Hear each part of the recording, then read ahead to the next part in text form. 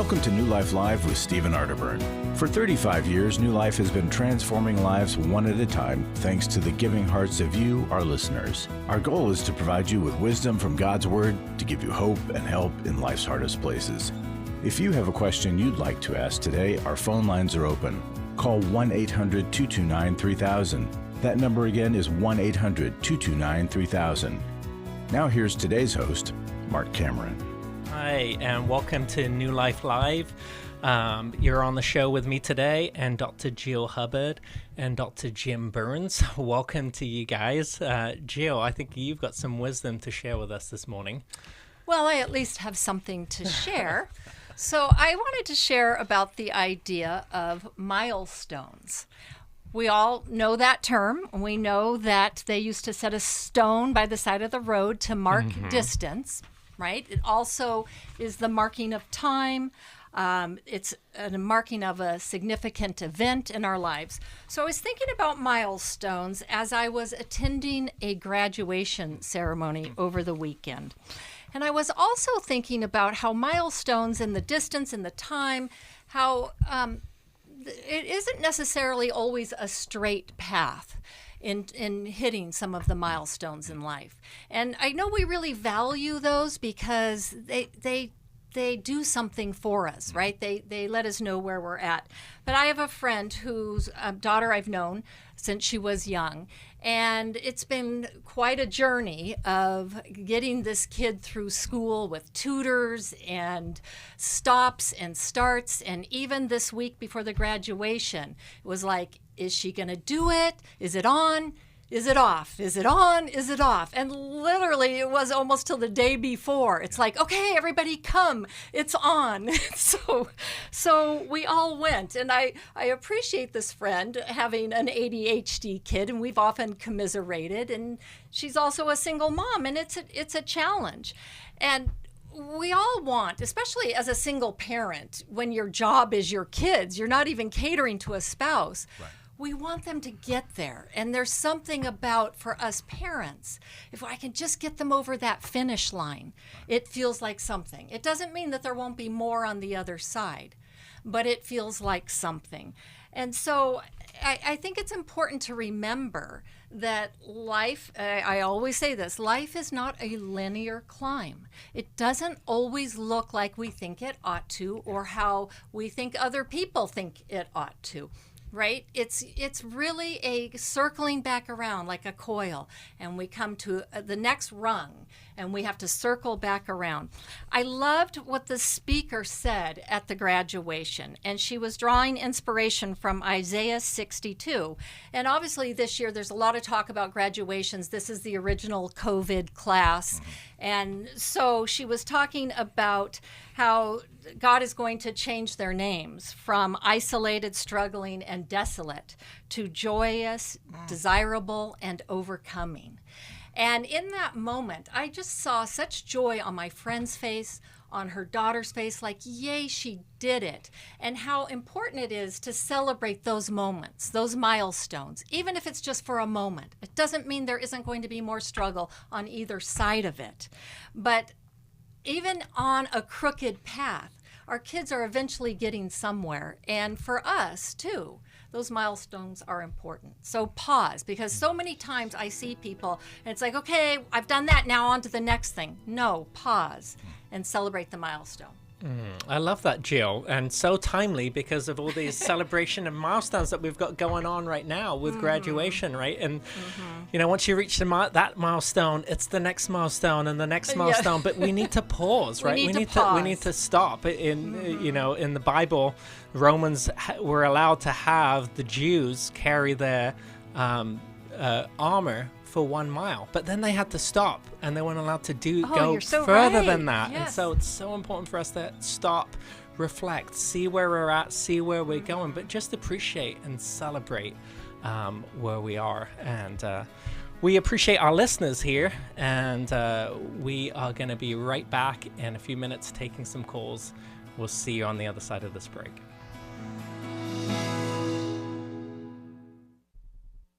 My husband was involved with pornography addiction. He was unfaithful. He stepped out on the marriage and ended up having a child. The Restore Intensive is designed for a woman dealing with a man's sexual addiction issues. There were strip clubs. My husband is a recovering sex addict. If you've been affected by betrayal, an emotional or physical affair, or pornography, the Restore Intensive will equip you with support and tools to help you through. Restore has empowered me and has given me the tools to work through my anger, work through my pain, work through my confusion, and help me realize that I am worthy. Being here and being surrounded by people who get it has given me my power back. The Restore Intensive is coming to Dallas, Texas, July 12th through the 14th. Call 1-800-NEW-LIFE to find out more. That's 1-800-639-5433 or online at newlife.com. Thank you, Restore. You have changed my life forever. 1-800-NEW-LIFE.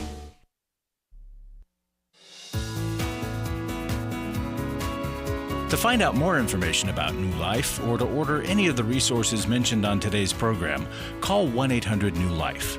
Now back to New Life Live. I'm Stephen Arterburn with a New Life Moment. In his lifetime, Vincent van Gogh sold only one painting. Today, he's known for his passion and artistic genius, and he's remembered as a lonely soul. In a letter to his beloved brother Theo, Vincent wrote, "Our inward thoughts, do they ever show outwardly? There may be a great fire in our soul, and no one ever comes to warm himself at it. The passers-by see only a little bit of smoke coming through the chimney and pass on their way. Now, look you, what must be done? Must one tend that inward fire, have salt in oneself, wait patiently, yet with how much impatience for the hour when somebody will come and sit down near it, to stay there, maybe. Do you ever feel as if the fire in your soul will burn out before anyone notices? For some encouragement, visit newlife.com. I'm Steve Arterburn. Thanks for listening to this New Life Moment. Wow, so deep. Thanks, Steve. So much wisdom that Steve has. So glad he continues to get to share that with us on the radio here. We are going to go to our call board now. We are going to talk to Jack from Coeur d'Alene, Idaho, who listens on KBXL. Jack, how can we help you today? Yeah, I have a question. I have 3 sons, and I was married for 21 years. My wife had an affair after 7 years. We are believers, and she moved in with a bartender and lived with him for about a year and decided to come home. And 21 years. At 21 years, several other affairs until she finally left and divorced me. The crux of my question is, when she came back, we went to marriage encounter. Things seemed to be good. We were in church services, home Bible study, and being blindsided by 2 other affairs during that time kind of blew me away. But my question is, when she left me to divorce me, she told me, she says, I'm going to make sure I do things right this time. I'm going to win. Mm-hmm. And she turned my 3 sons against me and filled their heads with a lot of untruths, and I don't know what those untruths are except some feedback from common friends, but she never owned up to what she did with these affairs. Consequently, one son hasn't talked to me in 34 years. My youngest son has kind of been in and out, but the relationship, as he's in the last 20 years, we've not had a relationship. And my oldest son has been the one who tries to do everything right, but since I moved away out of state, he doesn't do anything to talk to me. And every time I reach out to the one that hasn't talked to me in 34 years, I get slammed with all kinds of abusive language and hate. And the others, according to my grandson, who I'm very close to, says, they just ghost you, Grandpa. You should just walk away. They'll never change. So I don't know what to do. I mean, that's a long time, and I know the story of the prodigal son, and my heart just aches. And since then, their mother has passed away 5 years ago, so now she's a saint. And I say that fictitiously. I don't know what to do other than to continue to pray, and I just wondered if you had any insight. Yeah, wow, difficult situation here, Jack. Thanks for calling. Jim, you wrote a book on doing life with your adult kids. Yeah. Well, you got a couple of things going, Jack. She did not do this right, and she was kind of mean-spirited, obviously. I think you take this with baby steps. I would want to know why they've done this. And interesting enough, the son who's given you all the hate speech, you may have some insight on what on earth they're doing. But I could see you writing a note to them and just saying, "Hey, I love you like crazy, and it breaks my heart that we're not in a relationship. I'm not trying to say I'm perfect, but I would love to just step back in. Do you mind if I send you cards on your birthday to the grandkids, this and that?" And let them see that you have a desire to be in the relationship, and then pray like crazy that there's a time when you can have an adult to adult relationship. Pretty much when you guys got a divorce, your kids were, they were somewhat already grown, but now they're adults. So you've changed the relationship from an adult to child to an adult to an adult. You're still dad. And so that adult to adult, you can have some conversations and really do it with class. You don't have to bury your wife under the table for this. But, they may have some, do you have any questions about our relationship? Is there anything you want to know? I'm more than open if you want. So don't tell them, just say, do you have any questions? And so start that process back by taking some real small steps of showing love and concern and sadness for where it's at. That's how I would start. And you know what? It may work and it may not. So your grandson may be right that, you're not going to get farther. However, don't give up, because I heard hurt in your heart and in your voice. And so you want to take that extra step. And, miracles happen. And sometimes they happen after the other parent has passed. So, you might have a shot and you may not go 3 for 3. In baseball, if you can hit 3 for 3, that you're an all-star. Yeah. But I would start just with that, not trying to make yourself right, not going tit for tat, but just simply saying, let me share with you my heart. That's good. Yeah, I'm not. I've wanted to write, and I've written all kinds of letters, and I don't send them because I don't feel a peace. But I feel like I got to get things off my chest and my heart. I have 4 grandchildren I've never met. One is an adult that lives in the same town I now live in, and in my letters, I agree with you. I mean, I was not perfect. I was not. I was the father. I was strict. They all 3 are very successful career-wise. I baptized all 3 of them. And I think to myself, they can't have forgotten this. They can't have forgotten what had happened earlier in their childhood. Now they're in their 50s and early 50s. And I think, wow, the Lord, I pray that he will, soften the heart of stone to a soft heart. But I just, yeah. Well, the first letter, don't make it long. It's really good to put it on writing. Some people express themselves better in writing than they do verbally, and you express yourself great verbally, but maybe in writing. But make it a short letter of simple love and share with your heart. Then there may be a second letter where you could talk about some of the things like baptizing them and all that. But literally just sometimes pray for a breakthrough, and you just used ask God to help soften their heart, and sometimes a letter of almost a love letter, it comes out of left field for them, and they may not know what to do with it, and it may actually cause them to listen and respond. And then now that some of your grandchildren are adults, you can go after them in terms, and again, same kind of thing, just show make sure that you're present, at least in writing, or a card or a gift or whatever on their birthdays and things like that. And they don't have the depth of issues that your kids have, and so they may be open to it, and that's how you kind of help that next generation keep your legacy going. Well, I am extremely close to one of my grandkids. He's the oldest. He's 20. I led him to the Lord at a time, and we're very, very close. And it really bothers my other 3 sons that we're so close. We talk 2 and 3 times a day, and we're 1,000 miles apart.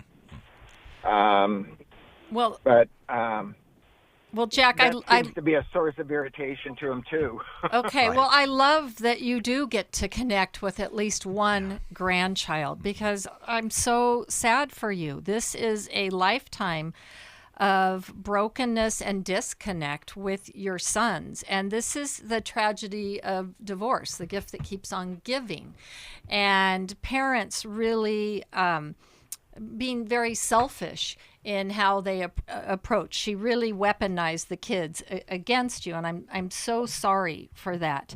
I love Jim's idea. I'm glad you're doing some writing, because I think it's very therapeutic. But an added idea that I had in writing is that you don't want it to be about you and that you are trying to tell your story. And I think you did say that, Jim.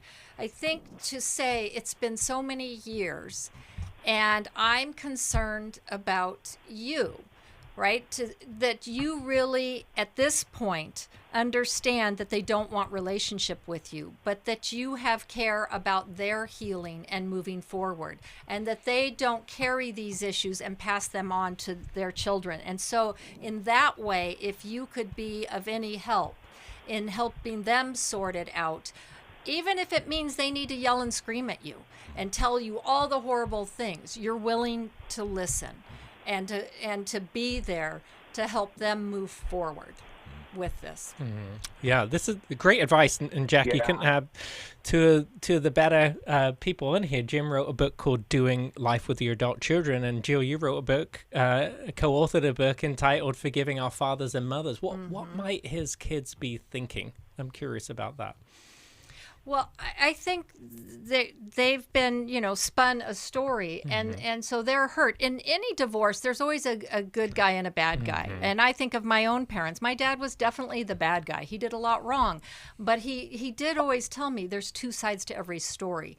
And I remembered that. Even if you're the bad guy, you still have a story. Yeah.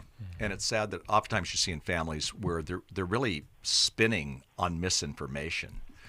Because again, mom wanted to look good in this case, and then they're hurt, and hurt people, and they're hurting Jack, and that's a sad. Yeah, that's the difficult thing about divorce, is that it is so adversarial. It's about how much can I get and take away from you, or there's a lot I of want hurt to punish feelings. you, right? Because it's how much do I deserve too, and exactly, it's very much win-lose, and so it's hard to do an amicable divorce. Yeah. Very much so. Yeah, thanks for calling in, Jack. We're going to send you Jim's book, Doing Life with Your Adult Children, and I love what you say here, Jim. There's a subtitle to it that says, keep your mouth shut and leave the welcome mat out, and that's exactly what we have to do here, is just keep on offering a way back into relationship. An invitation. Here. Yeah, exactly. Great. Thanks for your call, Jack. Okay, we're going to go back to the phones here. We're going to go to Marty. Marty's calling from Baltimore, Maryland. I'm not sure where you're listening, Marty, but we're glad Mary. you're here. Oh, Mary, I'm sorry. This is my eyes, and I'm reading the call board. It's hard to read. I must be getting old here. It doesn't really matter. How can we help you today? Thanks for being here. Yes, thank you for your show. I just had a question concerning a particular doctor. I was trying to see. I've struggled with depression my adult life pretty much, and I'm almost 70. And it seems to have gotten worse in the last 10 years, from depression to bipolar, where I get somewhat psychotic, and I've been hospitalized, and basically have had ECT ECT treatment, which is shock treatment, several rounds, and currently doing maintenance ECT. And as a result, because I don't want to continue this, and I am a Christian, and I have been for, 45 years or whatever. And I prayed so much about it, but I don't want to continue these treatments, even though my husband, my unbelieving husband, insists that I do. So I have sought out some alternative things. And the doctor I saw wanted to work with neurofeedback therapy and light therapy, like red light or infrared therapy. Mary, we're just rolling up on the break here, but we're going to come right back to you, okay? Hold on. We'll be right back.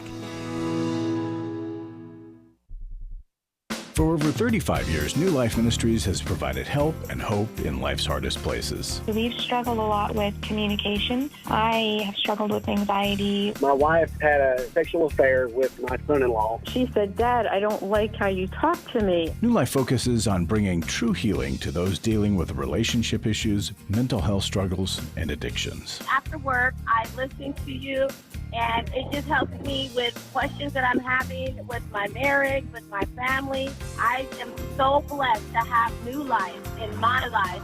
I just wanted to say that you guys saved my life. Recently, friends of the ministry came together with a matching gift challenge to encourage you to join them in giving. Because of the matching gift, right now every dollar you give is doubled, up to $400,000. Giving is easy. Go to newlife.com/donate, text MATCH to 28950, or call 1-800-NEW-LIFE. And thanks for making a difference. I've been listening to New Life for many years, gone to a few workshops. I want to support a ministry that helps people connect with God and with others and gives them the tools to help transform their lives. You can help New Life Live stay on the air by joining Club New Life today. When you sign up to support us monthly through Club New Life, we'll send you the new member thank you gift of all 8 100-day devotionals, including 100 Days of Healing, 100 Days from Freedom from Shame, and 100 Days of Freedom from Anger. There are also ongoing benefits like the monthly Club New Life CD or download, access to the Club New Life video library, quarterly resources, free shipping on purchased resources, discounts on workshops, and quarterly online meetings with Steve. Call 1-800-NEW-LIFE. Support Club New Life, and together we can help hurting people find help and hope in life's hardest places. Call 1-800-639-5433 to join Club New Life today.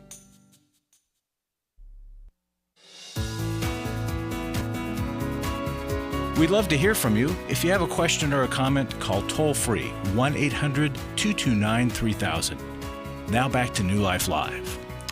Well, you've heard us say that life recovery is for everyone, and on today's episode of Life Recovery today, Steve shares some of these principles. If you missed that program on NRB TV this morning at 9 a.m. Eastern, you can watch it at liferecoverytoday.net. Right now, we're talking with Mary. Mary has been struggling with depression that has led to bipolar disorder, and she's tried some electro treatment, and she doesn't want to continue in that treatment.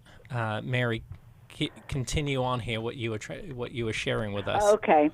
So anyway, I have sought out other treatments, and the doctor I'm currently seeing suggested neurofeedback therapy and or light therapy, which is not the regular light for SAD, but the red light therapy.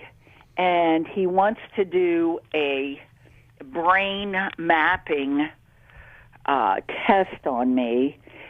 And all of these things are out of pocket. He doesn't do insurance. So I'm just wondering if these are legitimate therapies. I mean, I think he thinks they are, but are they legitimate therapies, or am I just, do they just work because people think they'll work? And Am I just chasing rainbows? Do I just need to keep with what I'm doing? I am a Christian. I have prayed a lot about it and asked other people to pray a lot about it. And currently, I'm just doing one thing, which is I have changed my diet as a result of various things I've read about how it can help mental illness.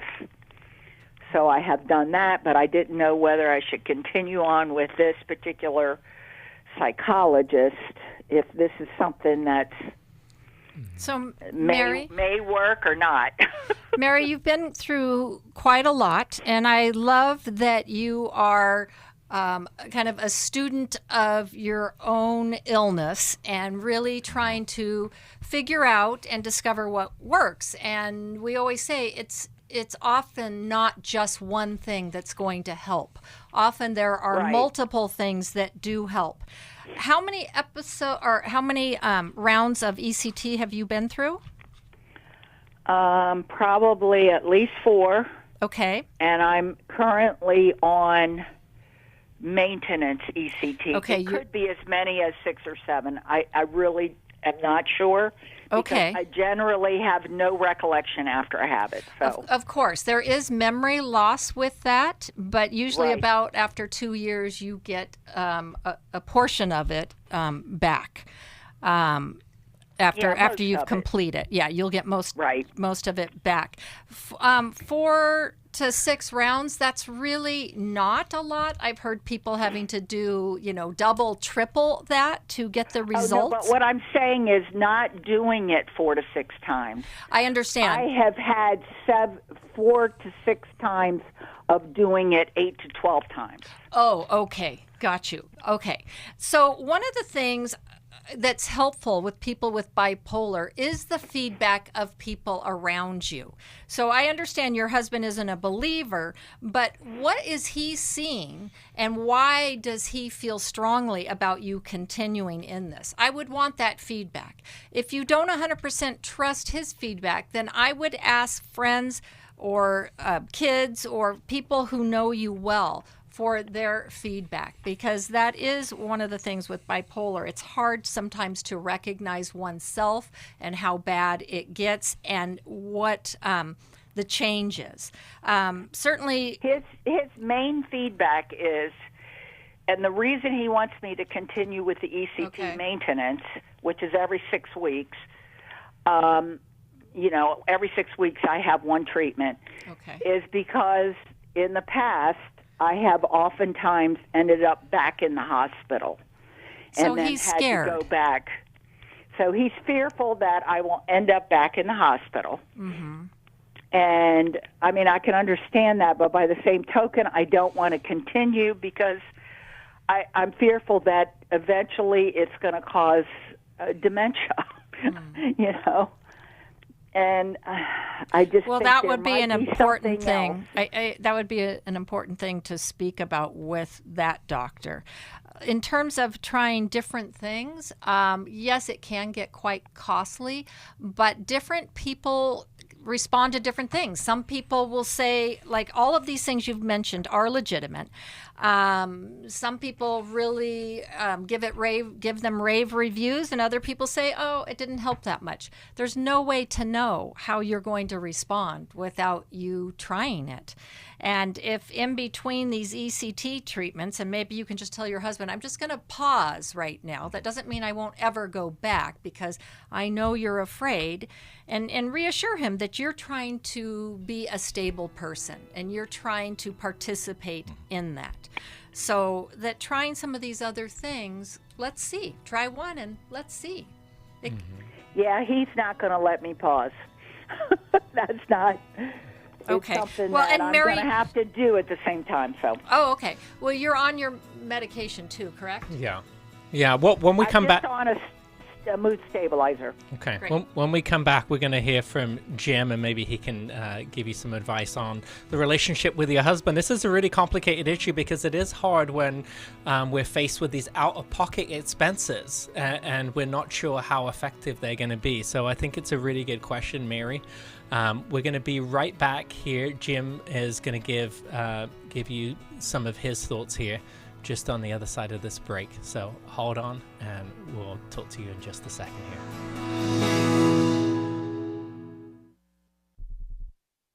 For most of my life, I've been dealing with an opiate addiction. Why is opioid addiction quickly becoming one of our nation's biggest killers? Maybe it's because it isn't only those who are addicted who are in denial. We did what I see so many parents do, is it can't be an addiction. There's something medically wrong. It's impossible to solve a problem when you don't know what you're up against, and families will try to find any explanation except the one that will put them on the right path. Alcoholism and drug addiction is a family disease. It doesn't affect just the individual. If someone you love is abusing painkillers, know what you're up against. It's time to admit it's addiction and seek treatment. Call us today at 1-800-NEW-LIFE. We have Christ-centered partner treatment centers around the country. Call 1-800-639-5433 or visit us online at newlife.com. We just made a decision. We will do whatever it takes. 1-800-NEW-LIFE.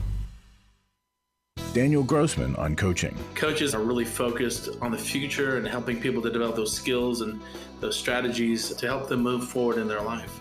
A coach really partners with you to focus on things like personal growth or health goals, spiritual growth, helping you develop in your career or possibly strengthening your relationships or maybe even breaking free from a negative pattern. If you need a coach for life, your career, relationships, your health and fitness, leadership, and more, call New Life today and ask about the New Life Coaching Network. Our coaches have been trained and screened with the same intensive process we use for our network counselors. Coaches use different techniques. Some like to use strategic questions and accountability, ultimately empowering you to take those next steps toward your goals. Take control of your life and take action to achieve your goals. Call 1-800-NEW-LIFE and talk to us about getting a New Life coach today. I really believe that everyone can use a coach in their corner. 1-800-NEW-LIFE.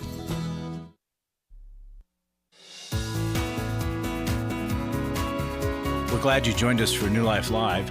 To be a part of the program, call 1-800-229-3000. Now back to New Life Live. Well, welcome back, and we have a matching gift campaign going on right now. And so all your gifts that you give will be doubled. And you can give by going to newlife.com/donate or by texting matched to 28950 or by calling us here at 1-800-NEW-LIFE. And any gift that you give, donation of $100 or more, we're going to be sending you the just released Every Woman's Bible, which Misty Otterburn helped edit. Right now, we've been talking with Mary. Mary's calling in. She's been struggling with depression, bipolar. She's seeking different treatments. Jim, what are your thoughts for Mary? Well, Mary, what I love that you're doing is you're looking at the entire picture. I don't think we do that well enough. And I think sometimes when people are depressed, and your depression has moved into kind of a bipolar, sometimes we just get focused on one thing, or we don't have the energy, a lot of times with depression, to look at everything. So I think what you're doing is really, really, really, really helpful. And I think Jill's right. You know, what's crazy, I was sitting with somebody not too long ago, and they were talking about brain mapping, and the woman said, it changed my life. And another woman said, you know what? I tried that and it didn't do anything. So exactly. That's the hard thing. So you're putting out this money that's not with your insurance, and yet, you know, I'd still give it a try, to be honest. That's me. Jill and I were talking about it. I think we have the same personality. We'd go, we'll try anything. But you want to make sure that you're taking care of your well-being at this point. I'm thinking about your husband, so I'm going to go a little bit different way. But I'm thinking about your husband, and you know, your husband's involved in this. I mean, that's a good thing. My suggestion would be that you, and we call it marriage counseling when it could be, we all have enough, all of us need marriage counseling. But, you know, in this, you may want to go to a counselor and talk through this process so you have a moderator and you have kind of somebody throwing in the right questions and helping you get what's on the table, helping him get what's on the table. That might really benefit. You know, if it's a conflict, conflict is neither good nor bad. Conflict can be bad if we do it wrong. But if we're with a counselor, the counselor may lead you toward conflict, which actually draws you closer in intimacy meaning connection. So, that might be an idea to do with your husband, to say, hey, we've got these things on the table. Let's talk through it. it's very hard to do that just with the two of you. Sometimes I think a counselor can really help you, make the breakthrough or get to a place that you can kind of agree to disagree on and be able to talk through both sides without it escalating. That's what I do. I would actually do both and in this one. And I even thought about having him come in with me. Yes. To talk with this doctor. Absolutely. I think that'd be a great idea. He's open to this. He is open to this. And I even told him about the cost and everything. He was like, well, I don't know what to do. He's looked into it. Oh. And the therapies look like they might be good or they might not be good. You get both sides when you look them up. And encouraging. Okay, yeah. I think we thought he was against it. No. Oh, he's good. Not, Okay. Perfect. He would prefer I didn't do ECT both too, but he doesn't want me back in the hospital. Yeah. And maybe sitting down and letting your husband describe to you what this journey has been like for him, if you haven't done that. Yeah. And allowing him to get in touch with his fear and his sadness. Yeah. But it does sound like he's willing to explore as long as you don't give up what he feels is working. I think that's a good compromise. He sounds like he's on your team. Yes. And so if you're going to bring your top team member into those conversations, my wife, a couple of years ago, we talk about this out in front of a lot of people, but she had breast cancer. We went to the City of Hope, and she wanted me at every meeting. And we had actually a difference of opinion, and it's her story. But we would talk to the doctors, and then we'd walk out, and we were always in sync. And so it was really a good thing because now we're talking to a medical doctor, and we came out, together. And it actually helped me as a husband. Then I could come alongside her and cheer her on because we had been together through this. So I think you're doing a good job. If he does want to be in there, bring him in. My thing was, is this guy a quack? Yeah. Because he wants to do brain mapping and neurofeedback. No, that's not. There's different quackery. There's different things that are quackery. That's not the case. Some people have been greatly helped by that. Yeah, and these are just because the doctor, although he is not a Christian, he is a devout Jew. Mm-hmm. So I think he's honest. He thinks these things work. Right. Yeah, well, and we want to go to somebody who's an expert in these things. I don't think sometimes the best person to help may not be somebody who's a Christian. It just may be somebody who God has given the wisdom to. So thanks for calling in. Well, and let me just say, a lot of times things start out being called quackery. Yeah. I think of Dr. Amen when he was doing his brain spect imaging. Oh, he got such negative feedback, and years later, now it's mainstream. Absolutely. But I love that you're involving your husband, because whenever somebody has an ongoing mental health condition like bipolar disorder, it affects all parties. It affects the spouse too. Mary, we're going to send you every woman's Bible. Thanks so much for calling in. And we are going to go back to the calls here. We are going to talk with Paula, who's calling us from Sacramento, California. She listens on KFIA. Paula, how can we help you today? Thank you for taking my call. Yes, my grandkids are across the country from me, and I'm very close to my family. They're going through a lot of strain and stress with their youngest teenage daughter, and just trying to help her to make wise decisions. And they pulled the kids out of public school, which has been good. They've been enjoying homeschool. They've been relieved to be away from the pressures of the culture and the fighting that goes on at school. And anyway, so they pulled them out, and that's been good. But now the youngest one is getting badly influenced by her closest friends, and so Mom and Dad have said, let's minimize your time with them until you make better decisions. And after the night, we took a bunch of pills. So anyway, they're just heartbroken. It's like they're trying so hard to lead them wisely, and then sometimes things worse happen than what they are trying to protect them from. Yeah, that sounds. And so my question is, what would you recommend they do to? It's been really hard since this little girl was like, Grams, I'm God's girl, when she was in elementary school, and now in junior high and high school, it's been so hard for our grandgirls to be themselves. How old is your granddaughter, Paula, the one who took the pills? 13. 13. And how's she doing right now? Is she okay? Is she in hospital? She was. They took her to the hospital that night. She's home, but today she's hysterical and yelling, and so I had told my daughter, I said, should I call her and try to talk to her? And she said, Mom, tonight maybe. Today she's just hysterical. Jim, let's start with you. I know that you are president of Homeward, and you guys do a lot of parenting courses. Yeah. So the fact is that she's learning how to cope with stress, and she's coping with stress in a really poor way. So hopefully her mom's right on it. Sounds like they are. They got her to the hospital, sounds like, and that's exactly what you want to do. They did at that hospital. They did an assessment, and mom and dad will want to carry that through with counseling and getting all the right help and maybe even some medication. And so there's going to be moments of being hysterical. So I think what your daughter is doing is really right, and that's what you do, and it's a hard thing for them, and you can be a support to your daughter, but I think you might be able to be a support to your granddaughter too.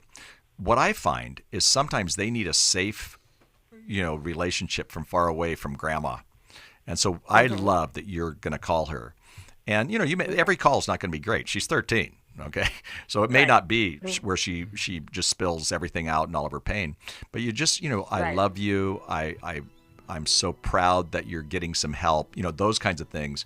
You could be that safe person, and I truly think that sometimes long distance grandparenting is actually even safer because there's this amazing thing called FaceTime and the internet, and you can talk to her, you can text her. I was just thinking about you, honey, and I love you so much. That can help big time. So I think you can be a part of the healing process. That's good. That's good. Okay, we're running up against the break here, Paula, but when we come back, we're going to hear from Jill. Just want to remind the listeners that many ways that New Life can help you. We can help you with a book. We can help you find a counselor or a coach. We have several intensives that we run throughout the year.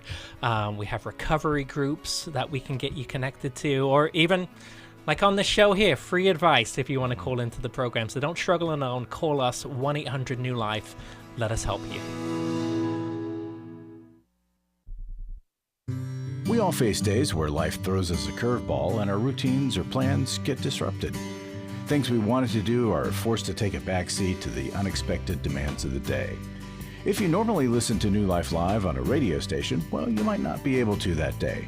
And on these hectic days when you're feeling stressed or frazzled, hearing the sound of counsel given on New Life Live is just what you need to navigate the unexpected things of life. Every time I'm troubled or I have a problem, I'll cut on New Life, and there's always something that is said that is helpful to me. By listening, I have learned more than I can ever express about how God wants me to live. Download the New Life app for the easiest way to listen wherever you are and at a time that's convenient for you, or watch the show on our YouTube channel. You can even subscribe to our podcast from your favorite podcast provider. You never have to miss a day of New Life. Wherever you are, we are. I was sort of vaguely familiar that the 12 steps had some origination in the Bible. I found Life Recovery, and one of the things I liked so much was that it had such a broad appeal. It wasn't limited to just alcohol or drugs, that it was addressing a wide range of problems. At New Life, we believe everyone can benefit from a life recovery experience. There are life recovery groups all over the country. They take place online, in conference calls, and in person. And if there isn't one in your area, we can help you start one. We have startup materials, leaders' guides, CDs, Bibles, and more, all with discounts available for groups. Call us at 1-800-NEW-LIFE and ask for Terry Ward. The 12 Steps have long been a great help to people in recovery because much of the 12 Steps' power comes from the fact that they capture principles clearly revealed in the Bible. The 12 Steps is really a pattern for all of us as Christians. Call 1-800-NEW-LIFE. That's 1-800-639-5433.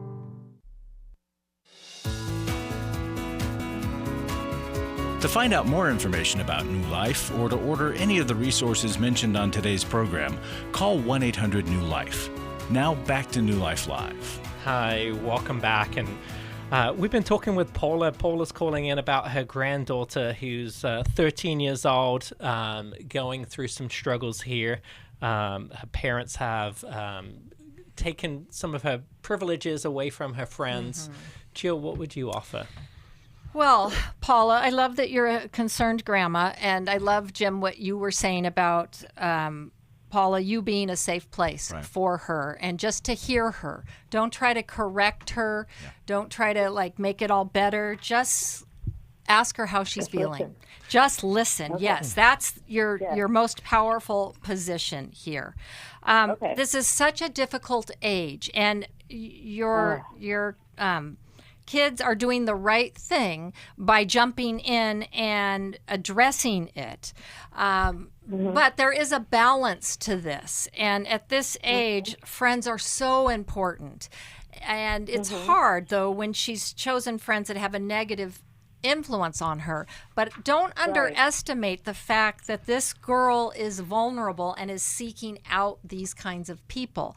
So instead of making the friends all bad, I would maybe hold more of a moderate position, maybe limit the time, but don't completely cut them out, and address what she's feeling, what draws her to these friends. Sometimes there's a group think. I know when kids sometimes start cutting, it'll be a whole group of them that will do that behavior. And there's a lot of, at this age, all or nothing thinking. And so really, this is a cry for help, and it's an opportunity for her parents and her to enter into a process of healing, not just, oh, we got over that, now everything's fine, we're going back to normal. No, they're going to have to expand their paradigm a bit to see, okay, I've got a kid that I'm now starting a journey with, and it could last all through her teens. Right. So we've got to start planning that out and participating in help that's supportive of her and that isn't just punitive towards her. And the teenage years are interesting because when you get there, the kids start to change. They start to go through some neurodevelopments, and they become different than what they've been for largely the first decade of their lives. And their brain starts to get wired to explore. And that at that age, friends are just everything for them. But it's a normal part of development. And there's negative peer pressure, but there's also positive peer influence. So I would encourage you to make sure that her daughter has her in a youth group. It doesn't mean it's perfect. No youth group is ever perfect. But, some kids who could influence her. And, maybe sometimes this is the changing of friend groups. Your daughter can't force this, but the changing of friend groups can be really good because friends are the second most influence at age 13. First influence is parents still, and that's good, and grandparents. And then it goes to friends and peers. And so we're aware of that. I would use this line with her when you do talk to her. Honey, I love you so much, and I'm proud that you're getting help, because she's going to tell me about what's going on. And I'm proud that you're getting help, and you can call me morning, noon, or night anytime, and I'll just listen, or if you want input, I'll give you input, but I'm there for you. And when you say that to her, then she could go, oh my gosh, because her parents still have to discipline her, and her parents still have to make her do her homework, and her parents still have to tell her she has to eat or whatever it is, but you don't. And so again, be that person that just is there for her. And again, you may lose some sleep. She's on East Coast time, so may change your ever so often. But what a blessing for you to be there. Yeah, what a blessing for you to be there. Yeah, thanks for calling in, Paula. It's been hard. Go ahead. It's been a complicated situation because of the youth group that the kids were really involved in. There's 5 girls, And they were really involved in a youth group. And one of the daughters has a mental issue called BPD. And because of it, she was asked not to come back. And it caused a lot of hurt. And so they're kind of tentative about the youth groups because that's hard. There was a lot of judgment. No, that's hard, and you may have to find another youth group. And that's sad. Or talk with the youth pastor. Yeah, right. Because try to really understand. The youth pastor may not understand that. Right. Was, yeah. Right.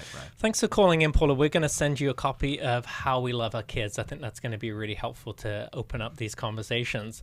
So for the last question of the day, I'm going to go to a question that was sent in, and many people, if you're not able to listen in or call in live, you can visit newlife.com/radio, and you can leave a voicemail or you can email a question. And this question is, what help is there for women in a sexless marriage who are struggling with the temptation to masturbate?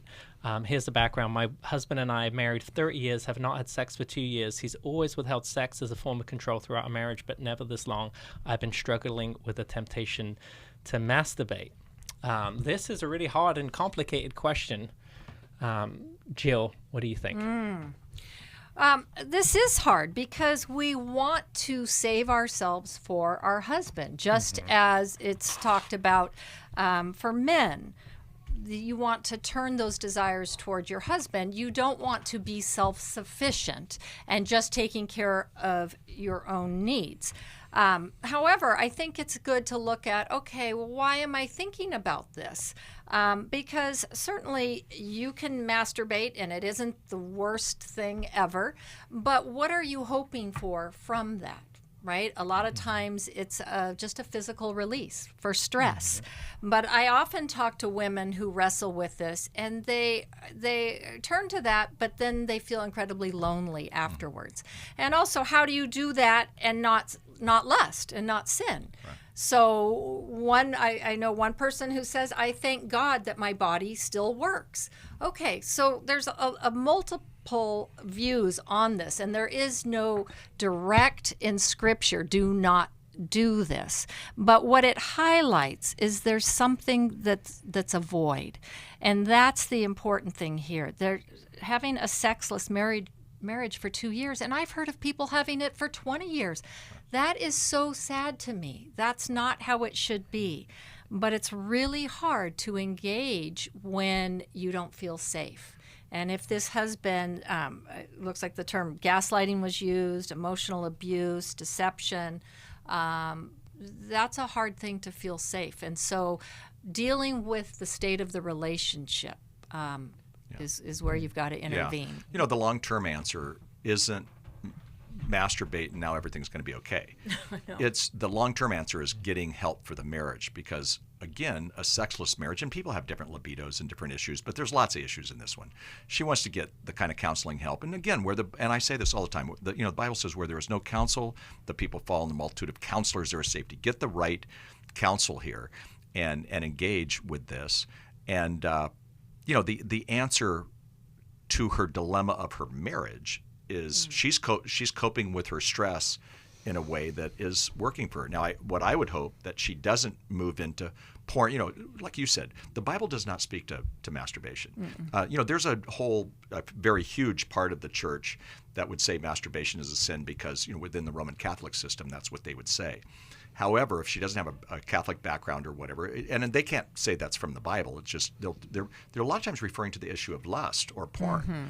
So what you don't want to do is move a sexless marriage into now a relationship with porn. Lust, porn, romance novels. No, exactly. And so that's not the answer. The answer is actually to move back into a relationship that's fulfilling and try that first. But again, the focus would be, let's get your marriage, together. Yeah, what a great question here Ruby sent in. And it's good to hear both sides, right? This is not just a male issue. And if you are struggling, we have Every Man's Battle Intensive May 17th in Washington, D.C., Emotional Freedom Online June 1st, Restore is July 12th through the 14th in Washington, D.C., and Intimacy and Marriage July 26th. Thanks for listening. We hope this program has helped you by giving you insights for handling the challenges you face in your life. We want you to know that we're here for you, but you also need to know that New Life Live is a listener-supported ministry. To make your donation or to get any of the resources mentioned on today's program, call 1-800-NEW-LIFE. That's 1-800-639-5433, or write to us at New Life Ministries, P.O. Box 1029, Lake Forest, California, 92609. Please join us again tomorrow for New Life Live. Thanks for watching today. We love helping people. I hope you sense that. And we know that there's always hope if you find the right resource. Now, if something we've said to somebody else applies to you, that's fantastic. That's what we're hoping for. But also, if you want to join us directly, you can call 1-800-229-3000 between 1 and 3 Eastern Time, Monday, Tuesday, and Wednesday. Those are the best times to get through. And while you're here on YouTube, check out these other videos that we've done to help people see where they could grow or a different path to take.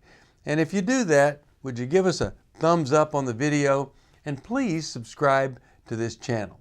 There are many ways that we can help you outside of the radio program, and it's very hard for some to pick up a phone and dial 1-800-NEW-LIFE, but when you do, we put you in touch with somebody who cares about you, knows all the resources out there, and they're going to find the best for you. There is no reason to struggle alone. I hope to see you tomorrow. Hope you'll invite somebody else to come and join that maybe needs just a little bit of help along the way. I'll see you next time.